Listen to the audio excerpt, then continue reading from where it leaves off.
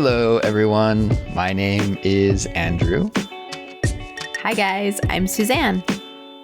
And you are listening to Culips.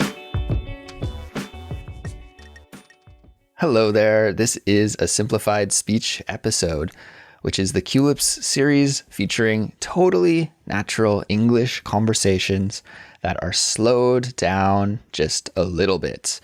Today, I am joined by my co-host, Suzanne. Suzanne, hello.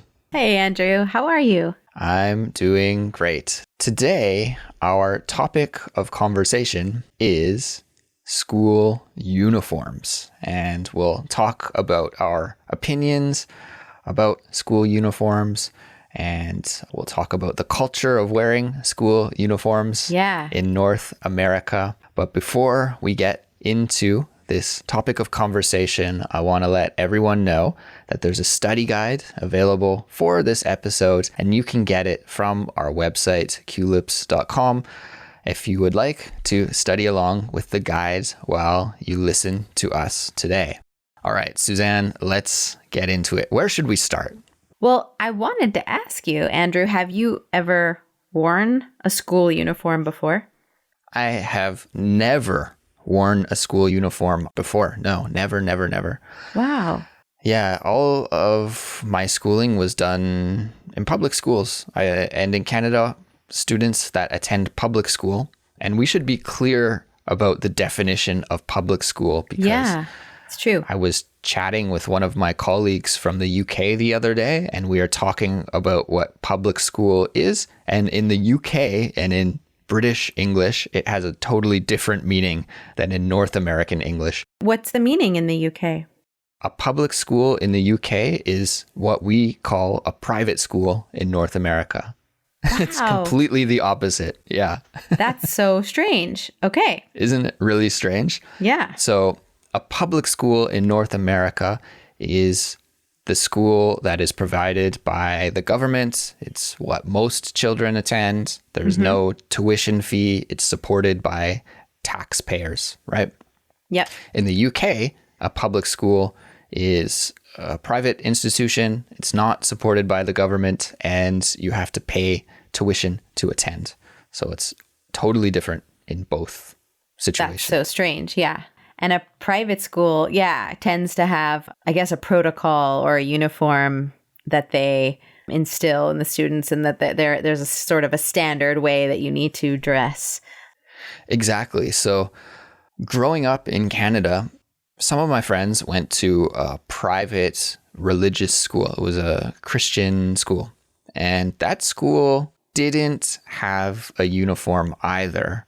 But some of my other friends went to a Catholic school, and that was also a private school, and they did have a uniform. So I think mostly in Canada, it's private schools, which are often religious schools, right? Mm-hmm. Parents want their children to be raised in an environment that reflects their religious beliefs. So there's Christian schools, Catholic schools, Jewish schools, and probably some other schools for different religious groups as well. Yeah. And then there's just private schools that are focused on having high academic standards as well. Like prep schools, right? Prep schools, yeah. Mm-hmm. A lot of those places wear uniforms as well. Yeah, and sometimes the prep schools can be or have a religious name like Saint Edwards, or, like they'll have like some kind of name that is religious, but that's not their sort of, driving force. They're more about academics and academic excellence. Let's talk about you. Did you have to wear a school uniform when you were a student? I did. I totally did. I went to pre-kindergarten, right? I guess it's more like a choice. You don't have to go to pre-K, but my parents put me in pre-K, and that's when you were like 4 years old? I don't even know. I'm not even sure, I guess.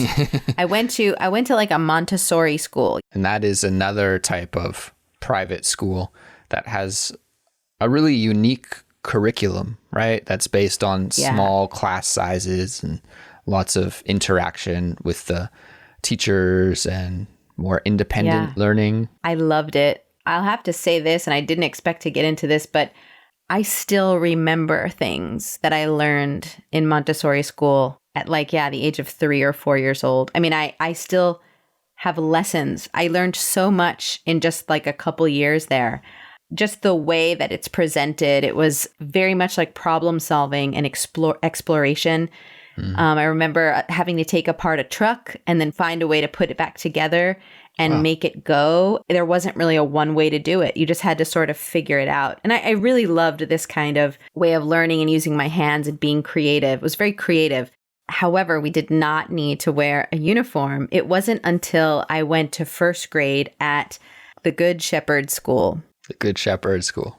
Okay. Yeah. It was a Catholic school in Brooklyn. We lived right across the street from the school and the church, the Catholic church, and the nuns and the convent. And those nuns were my teachers. And we had to wear a uniform, full-on uniform. But I was really excited to like wear the big girl uniform, when I got to be in first grade. And I wore that till 5th grade. And I actually enjoyed it because I didn't have to think about what I wanted to wear. There was no like, oh, you're the popular kids and you're not because you have cool clothes. And, everyone was just kind of the same because we all just wore the same uniform and nobody was distracted by anything clothing wise. And we still found ways to make it more personal, like what color tights we would wear underneath, or like if we would put our tie together or unbutton it or wrap it around the side of our jumper. So we kind of still had like our own personal flair. Sometimes we put pins on it, This was also in the 80s. So let's just understand that when we had like hot pink, like hair ties, that was like the extent of our excitement. But I didn't mind it. I actually kind of liked it. So you had to wear a uniform, but there was quite a lot of flexibility in how you could customize the uniform. Within the regulation. So like you could put a pin, but you couldn't like cover your uniform with pins. Like you could have like 5. Okay. At the most. Quite a few You could pins. have short sleeves. Yeah, but they were little, Okay. You could have short sleeves and you could also unbutton your top button. Okay. You could open your collar. Right. And take off your snap tie. If it was too hot, you could tie it around the side of your jumper. So this way you weren't, because we didn't have like air conditioning. It was an old building.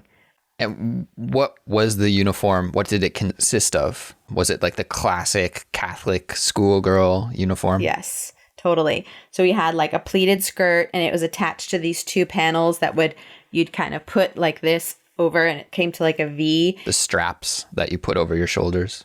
Yeah, they're thick straps. It's like more like a V. So it really looks like a jumper. Okay. And then you have like the insignia or the symbol of the school on your chest.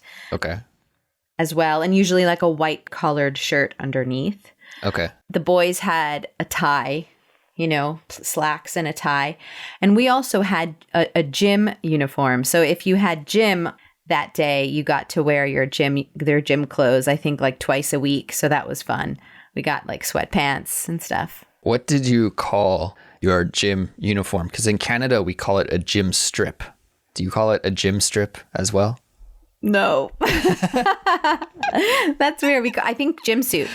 Gym suit. Okay. Gym suit. Yeah. Yeah. For whatever reason, we call it a gym strip, which just means like the clothes that you wear when you're doing your PE class. So the teacher would say like, go get changed into your gym strip. That's so funny. I thought that might be a regional thing, though, so that's why I asked. Just to say, it was very interesting when I moved to Texas and I went to a public school. And my public school was really nice. There were like skylights and carpets and everyone had a locker. And it was like the TV shows that you see of American high schools with like cheerleaders and lunch rooms that are like super nice and, all of that kind of stuff. But it was a public school. And suddenly I had to wear regular clothes every single day. And I was going crazy, Andrew. Why? Why were you going crazy? What was that transition like? Well, it was very stressful. First of all, because I was new in a whole new school where all of these people went to school since first grade all together. And now they're in sixth grade. And me, I'm the new girl from New York City. Right. And I'm supposed to have fashion and cool clothes, but I wore a uniform my whole life. So I didn't know what to do. I wasn't into fashion. I didn't get it really. Mm-hmm. And suddenly I had to wear new clothes, different clothes every day. And I'm not good at making decisions. So I had a lot of trouble. I was late for school quite a bit, and it was really stressful. And I probably looked kind of weird sometimes going to school. But I was always stressful and very self-conscious about my body and how I looked because I wasn't sure suddenly how to dress. Yeah, it was pretty stressful. Yeah, well, I remember fashion and clothes being a big deal, even when I was young, like 7, 8 years old. I remember that I wanted my parents to buy me Guess jeans. That was like the popular brand at my elementary school, Guess jeans. Starter was a company that made like sports jackets. Yeah. So you could have this jacket. There was like, these were really popular in the early 90s too.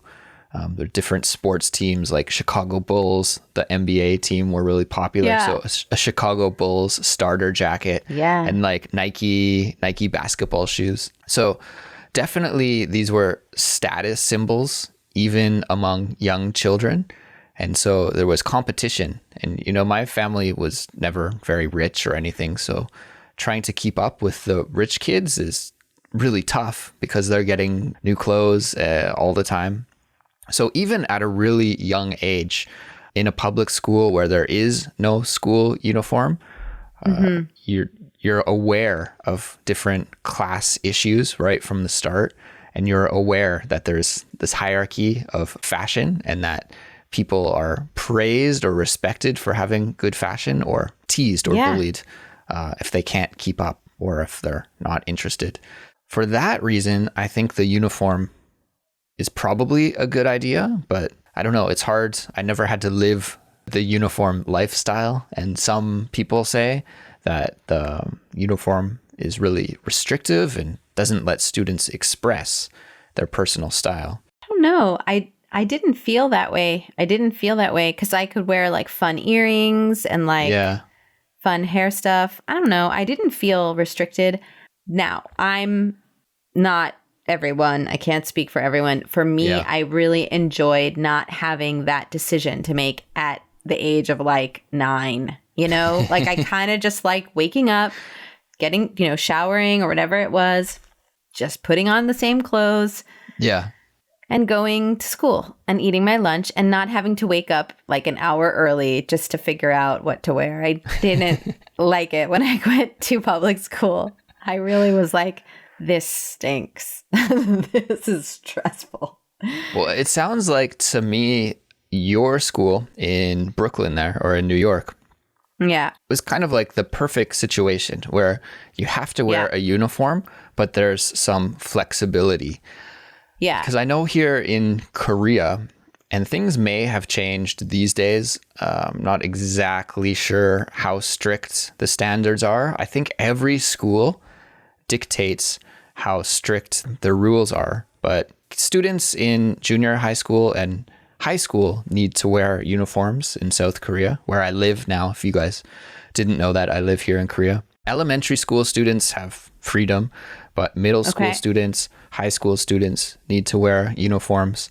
And I was recently talking with my girlfriend about this, and she was telling me about her high school days. She's a year younger than I am, so we're about the same age. So she was a high school student in, you know, the late 90s, early 2000s-ish area. And her school was so strict with the uniforms. Like, it was insane. They dictated your hair color and your hair length. Like, you had to have a bob, and it had to be, your bangs had to be cut at exactly the right spot. Yeah. There was some standards with the skirt length. Like they had to wear a skirt and it had to be below your knee at exactly the right spot. And if it was above your knee a little bit or too low, you would get in trouble. There was some rule with the socks. You could only wear white socks and they had to be folded twice in a certain way. The shoes had to be only white shoes and it was only one brand that they were allowed to buy.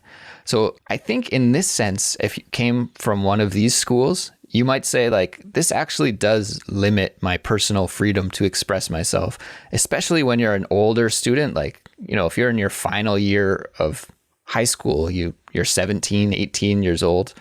This is a time when you want to get to know yourself and to experiment with style. But if you can't even grow your hair past your ears, then it is a kind of a limit on your personal freedom that extends outside of school as well.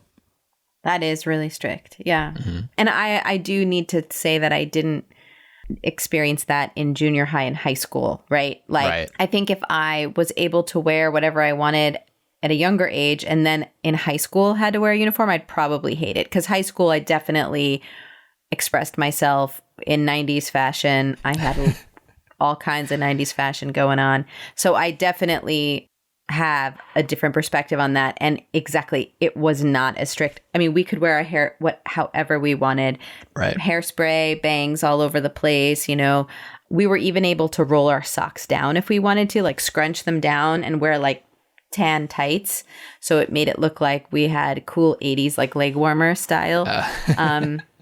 So, you know, we definitely had more freedom, I would say. So I've got one last question for you, Suzanne, and then we'll wrap things up here. In public schools, so like when you were a high school student and you were going to just a regular public school and there were no uniforms or you know, you could wear whatever you want, were there any rules about what you could wear? Because in my high school, even though we had no uniform, there was still a dress code. Yeah, we had a dress code for sure. What kind of things were on your dress code? So on my dress code, we couldn't wear shorts that were too short. I think it had to be like 3 or 4 fingers above the knee. Basically, no like Daisy Dukes. We were not allowed to have that. Short shorts, no short shorts. But maybe in gym class, it's okay. I don't know. We couldn't wear like any kind of midriff showing clothes or any kind of like super low cut kind of things. Like tank tops or something. We could wear tank tops, but nothing that's like kind of showing cleavage or something, you know, like couldn't wear like bathing suits tops, but some people tried, you know. Your dress code, and I should clarify here, a dress code is just a set of rules around what you are allowed to wear at school, or you know, there could be a dress code for a fancy restaurant or like a club, like maybe a country club or a golf club. There's a dress code. And so my school's dress code was pretty much the same as yours. You know, for some reason, it's usually around what women can wear and female students can wear. Yeah. Which is an interesting observation, isn't it? Isn't it? It's funny. Yeah. But as a guy, there wasn't really any limits to what I could wear, but it was mostly with the female students about, skirt length and short length and how much cleavage can be shown. And that was pretty much it. There was no restrictions on, you know, hair color. So a lot of students had funky hairstyles, spiked hair, dyed hair, mohawks, anything went for hair. So that was pretty fun. Yeah.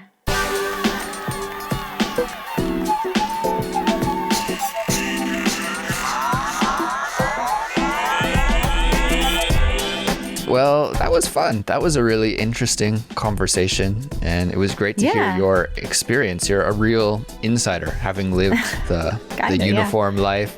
The Catholic school girl, yes. And thank you to all of our listeners for tuning in today as well. We hope you learned a lot and had a good time listening to our conversation. Guys, if you'd like to keep up to date with Culips, you can do that by following us on social media. We are on Instagram, YouTube, Twitter, and Facebook. There we go. That's all 4 of them. And Suzanne, it would be great if some of our listeners wrote to us and told us about their experiences because, I'm sure every country has a different way of addressing this issue. And there are probably different school uniform standards in each country. So listeners, send us an email. Share your opinion and your story with us about the school uniform issue. You can do that by sending us an email to contact@culips.com. Bingo. There we go. Everyone, we will be back soon with another brand new Culips episode, and we will talk to you then. Bye. Yes. Bye.